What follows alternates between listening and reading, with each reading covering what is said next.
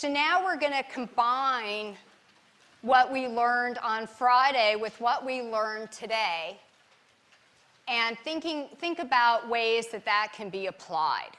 So why should you care about Le Chatelier's principle? Well, for two reasons. One, I think Le Chatelier had a sort of a good life plan that when stress is applied to the system, one should respond in a way to minimize that stress. I think that is an important life lesson. But also, it's very useful in terms of thinking about maximizing a yield of a reaction. So if you were going to create an industrial process and make lots of money and then give some of it back to MIT to improve things in terms of teaching chemistry at MIT, then you would want to think about these principles. Because you would want to maximize your yield. If you're going to be making a product, you want to make a lot of that product. And so you want to be thinking about these things. So we've talked about the reaction with nitrogen and hydrogen making ammonia last time. And this is an exothermic reaction. So there are a lot of people want to make ammonia.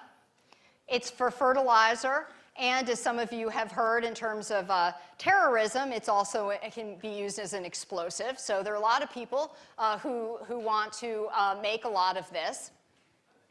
So how do you maximize this yield? It's an exothermic reaction. So you can think about temperature. So here, low temperature would favor product, which is good. We haven't talked about kinetics yet.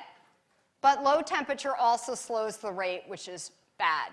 Because you not only want to make a lot of your product, you want to make it in a reasonable time frame to sell it and make lots of money and retire early. So you care about how fast the reaction is going as well. So for an exothermic reaction, then you have to balance out what's thermodynamically favorable and what's kinetically favorable. So thermodynamically, you would want a low temperature. But kinetically, in terms of the rate, that's not so good. So they use a compromised temperature, which is 500 degrees C. So that's pretty high, actually, for this reaction. So what are other things that you could do to drive this reaction toward products? So yeah, what's something else you could do? Right. So you can think about volume here. So here we have 4 molecules of gas on one side and 2 molecules of gas on the other side. So you can think about changing that to favor your products. What is something else you could do? Yeah? Enzymes. We'll talk about that in a minute.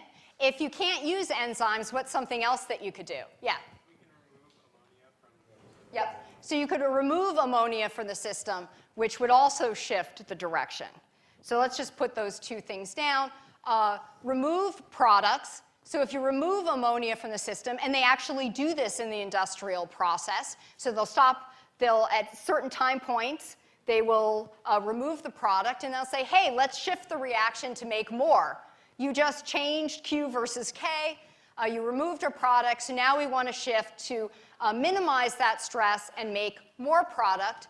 And the first response, compress the volume. So we go from 4 molecules to 2 molecules. And that would be favor. Again, the system would want to respond. You compress the volume. You increase the temperature. Increase the pressure. So you want to respond in such a way that compensates for that increased pressure, which is decrease the pressure by going from the 4 molecules to 2.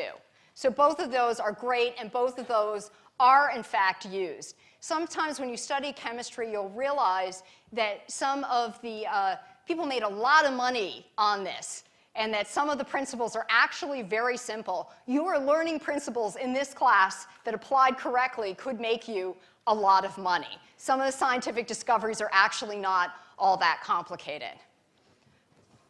All right. So someone said use enzymes. I love that answer. I want to use enzymes to do a lot of those things. And people are trying to do this. Now, why would you want to use an enzyme? Well, there is a lot of nitrogen